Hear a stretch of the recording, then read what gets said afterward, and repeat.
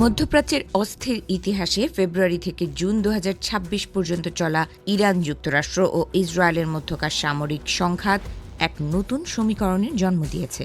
গত কয়েক দশকের আঞ্চলিক স্থিতিশীলতার ধারণাগুলো এই যুদ্ধে ব্যাপকভাবে ক্ষতিগ্রস্ত হয়েছে।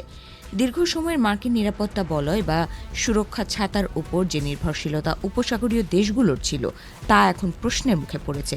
বিশেষ করে হরমুজ প্রণালী ঘিরে সৃষ্ট সংকট এবং জ্বালানি সরবরাহে বিঘ্ন পুরো বিশ্বের অর্থনীতিকে এক গভীর অনিশ্চয়তার দিকে ঠেলে দিয়েছিল। ফলে শেষ পর্যন্ত যুদ্ধরত পক্ষগুলোকে আলোচনার টেবিলে বসতে বাধ্য করে। ইসলামাবাদ সমঝোতার মাধ্যমে এই যুদ্ধের আপাত সমাপ্তি ঘটলেও এর প্রভাব সুদূর প্রসারী বলে মনে করছেন আন্তর্জাতিক সম্পর্ক বিশ্লেষকরা। পর্যবেক্ষকদের মতে এই যুদ্ধ কেবল সামরিক শক্তির লড়াই নয়, বরং এটি মধ্যপ্রাচ্যের ক্ষমতার কাঠামো পরিবর্তনের একটি প্রয়াস। ইরানের শাসন ব্যবস্থাকে ক্ষমতাচ্যুত করার যে লক্ষ্য নিয়ে মার্কিন ও ইসরায়েলি জোট যাত্রা শুরু করেছিল, তা শেষ পর্যন্ত সফল হয়নি। বরং এই ব্যর্থতা মধ্যপ্রাচ্যে একটি নতুন শক্তি বিন্যাসের পথ প্রশস্ত করেছে।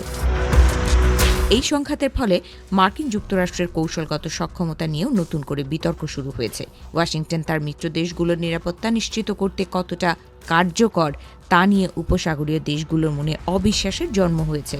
ফলে এই দেশগুলো এখন নিজেদের নিরাপত্তা নিশ্চিত করতে বহুমুখী কৌশলের দিকে ঝুঁকছে। তারা এখন কেবল আমেরিকার ওপর নির্ভরশীল না থেকে আঞ্চলিক পর্যায়ে নতুন ধরনের সমন্বয় এবং অন্যান্য বৈশ্বিক শক্তির সাথে সহযোগিতার পথ খুঁজছে। অন্যদিকে ইসরায়েলের আঞ্চলিক উচ্চাকাঙ্ক্ষাও এই যুদ্ধের ফলে বড় ধরনের ধাক্কা খেয়েছে। বিশেষ করে আব্রাহাম অ্যাকর্ডসকে ঘিরে যে বৃহত্তর আঞ্চলিক পরিবর্তনের স্বপ্ন দেখা হয়েছিল, তা ইরানের সাথে যুক্তরাষ্ট্রের শান্তি চুক্তির পর অনেকটাই ফিকে হয়ে গেছে। বিশ্লেষকরা মনে করছেন, যুদ্ধের এই ফলাফল ইসরায়েলকে কেবল কূটনৈতিকভাবে বিচ্ছিন্ন করেনি, বরং আঞ্চলিক রাজনীতির নতুন বাস্তবতায় তাদের অবস্থানকে আগের চেয়েও আরও বেশি চ্যালেঞ্জিং করে তুলেছে। ইরানের অভ্যন্তরীণ রাজনীতিতেও এই যুদ্ধ গভীর প্রভাব ফেলেছে। যুদ্ধের ফলে দেশটির অর্থনীতি এবং সামরিক পরিকাঠামো ক্ষতিগ্রস্ত হলেও তারা টিকে থাকার যে সক্ষমতা দেখিয়েছে, তা বিশ্ব রাজনীতিতে তাদের অবস্থানকে নতুন করে সংজ্ঞায়িত করেছে। যদিও পারমাণবিক কর্মসূচি এবং ব্যালিস্টিক ক্ষেপণাস্ত্রের মতো স্পর্শকাতর বিষয়গুলো এখনও আলোচনার টেবিলে অমীমাংসিতই রয়ে গেছে, তবুও এই যুদ্ধ প্রমাণ করেছে যে তেহরানকে বাইরে থেকে চাপ প্রয়োগ করে সম্পূর্ণ পরাস্ত করা কঠিন।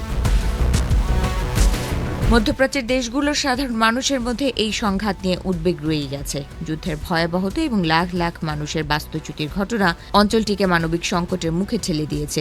সেই সাথে জ্বালানি তেলের দামের অস্থিরতা এবং সরবরাহ ব্যবস্থায় ব্যাঘাত বিশ্ববাজারকেও কাঁপিয়ে দিয়েছে। এই সংকটময় পরিস্থিতিতে আঞ্চলিক শক্তিগুলো এখন নিজেদের কৌশলগত অবস্থান পুনর্বিবেচনা করতে বাধ্য হচ্ছে।